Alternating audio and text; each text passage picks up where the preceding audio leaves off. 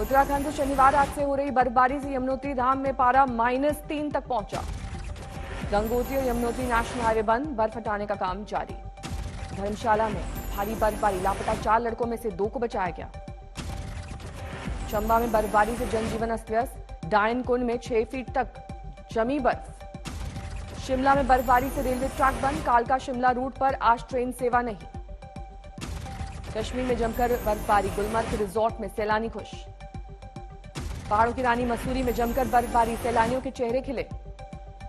मौसम विभाग के मुताबिक अभी खराब रहेगा मौसम, कुछ दिन जारी रहेगी बर्फबारी। हरिद्वार में कई घंटे तक हुई बारिश, जनजीवन पर असर। दिल्ली में अब थमा बारिश का सिलसिला, जनवरी में बारिश का 122 साल का रिकॉर्ड टूटा। मंडी के पराशर में भारी बर्फबारी, कई इलाकों में बिजली गुल, प्रशासन की एहतियात बरतने की अपील। बागेश्वर में बारिश और बर्फबारी से प्रचंड ठंड, अलाव बना लोगों का सहारा। डलहौजी में बर्फबारी देखकर उत्साहित हुए पर्यटक डीजे की धुन पर थिरकते नजर आए। बांदा में मौसम का बदला मिजाज, ठंड और कोहरे से जनजीवन अस्त व्यस्त। धौलपुर में कड़ाके की ठंड से बढ़ी लोगों की मुश्किलें, कोहरे के चलते सड़क पर रेंगती दिखी गाड़ियां। कर्नाटक में 50,000 से ज्यादा नए मामले, अकेले बेंगलुरु में 26,000 से ज्यादा केस। केरल में 45,000 से ज्यादा मामले, ये तादाद 2020 के बाद एक दिन में दूसरी बार सबसे ज्यादा। दिल्ली में पॉजिटिविटी रेट गिरा, अब संक्रमण की दर 13%, एक दिन में 34 मौत। दिल्ली में जनवरी में कोविड का कहर, 500 से ज्यादा मौत दर्ज। उपराष्ट्रपति वेंकैया नायडू को कोरोना, अब तक संसद के 875 स्टाफ संक्रमित। महाराष्ट्र में आज से खुलेंगे स्कूल, सरकार का दावा, पूरा विचार करके लिया गया है फैसला। देश में 3 लाख से ज्यादा नए कोरोना मामले, कर्नाटक में 50,000 से ज्यादा नए केस। कोरोना के एक दिन में 439 लोगों की ली जान, 22 लाख से ज्यादा सक्रिय मामले।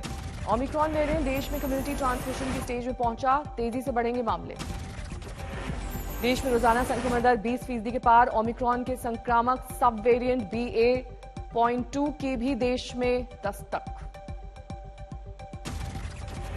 गणतंत्र दिवस के मौके पर दिल्ली में कड़ी सुरक्षा, डीसीपी रैंक के 71 अफसर तैनात।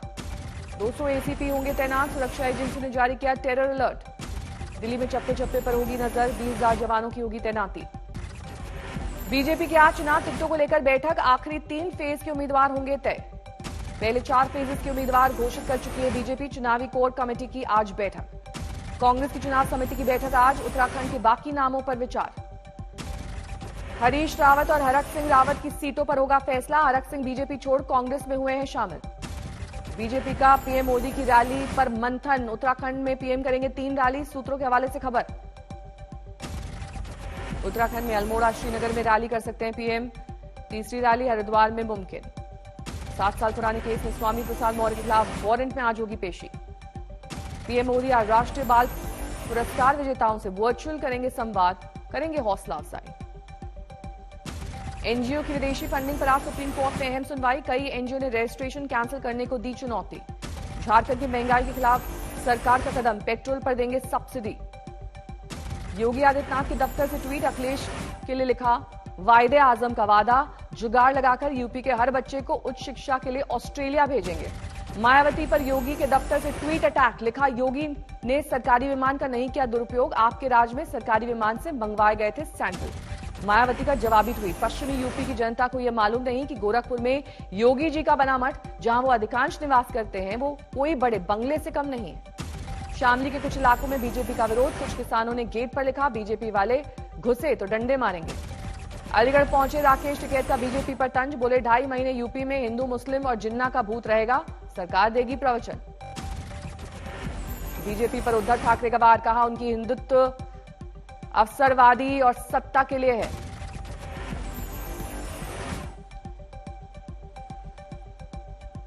शिवाजी महाराज आणि याबद्दल वापर करून शिवसेनेचाही वापर करून तुम्ही जिंकलात असं आम्ही म्हणू शकतो। कशाला पाहिजे होतो मी तिकडे, कोण आहे मी असा की अर्ज भरायला माझी तिकडे उपस्थिती पाहिजे होती? आग्रह करून करून मला बोलवलं होतं आणि मी गेलो होतो, पण जिंकल्यानंतर। गोवा चुनाव से पहले आम आदमी पार्टी को बड़ा झटका, पूर्व सीएम दयानंद नार्वेकर ने दिया इस्तीफा। समाजवादी पार्टी की चुनाव आयोग से मांग, ओपिनियन पोल पर तुरंत लगे रोक। ड्रग मामले में विक्रम मजीठिया की अंतरिम बेल बढ़ी, अब 24 जनवरी तक जमानत पर। अखिलेश यादव ने अमित शाह पर साधा निशाना। आज तक से बोले, पहले जो हवाई जहाज में चलते थे उन्हें गली मोहल्ले में जाना पड़ रहा है। पहले चरण में 50 सीट जीतने का किया दावा।